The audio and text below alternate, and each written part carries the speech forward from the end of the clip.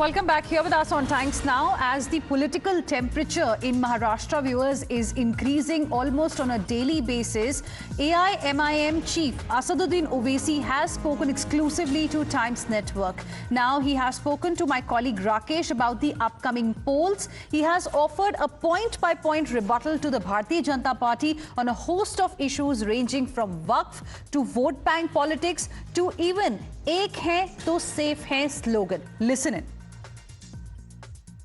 मेरे साथ यहाँ पर ओवैसी साहब हैं जो पदयात्रा कर रहे हैं। सर, डोर टू डोर आप जा रहे हैं, कैंपेन कर रहे हैं, खटाखट वोट मांग रहे हैं। नहीं, हमारा कैंपेन करने का तरीका यही ऐसा ही है, और क्योंकि अर्बन एरिया है और महिलाओं से, बुजुर्गों से, नौजवानों से मुलाकात करने का जितना टाइम हमारे पास है कोशिश करते हैं कि डोर टू डोर जाएं। राज ठाकरे कहते हैं कि उन्हें मौका मिला तो तमाम मस्जिदों से लाउड स्पीकर हटा देंगे। छोड़िए ना, अब वो सवाल महाराष्ट्र और यहाँ के शहर के ईस्ट और सेंट्रल के विकास का मसला है। यहाँ सुनिए, यहाँ पर इस डिवीजन में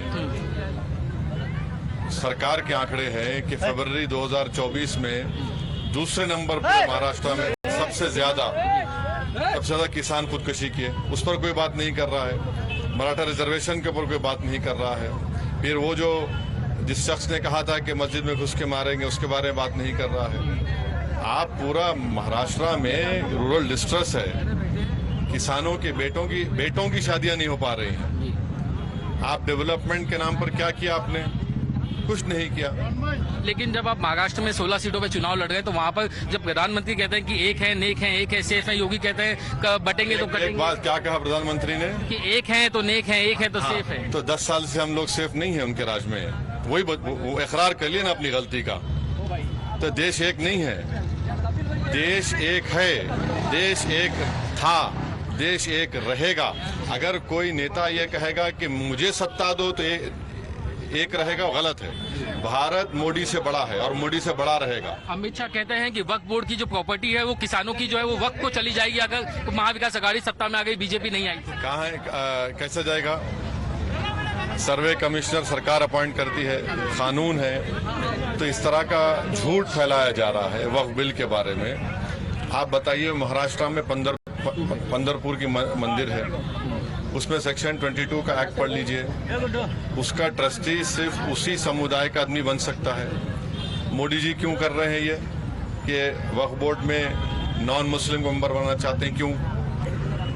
ये उसमें बहुत सी, ये जो वक्फ बिल लाया गया है वक्फ को बचाने के लिए नहीं लाया गया है, वो बड़े बड़े पूंजीपतियों को फायदा पहुंचाने के लिए लाया जा रहा है। 23 तारीख को एमआईएम की पोजीशन क्या होगी? क्या वो किंग मेकर होगी?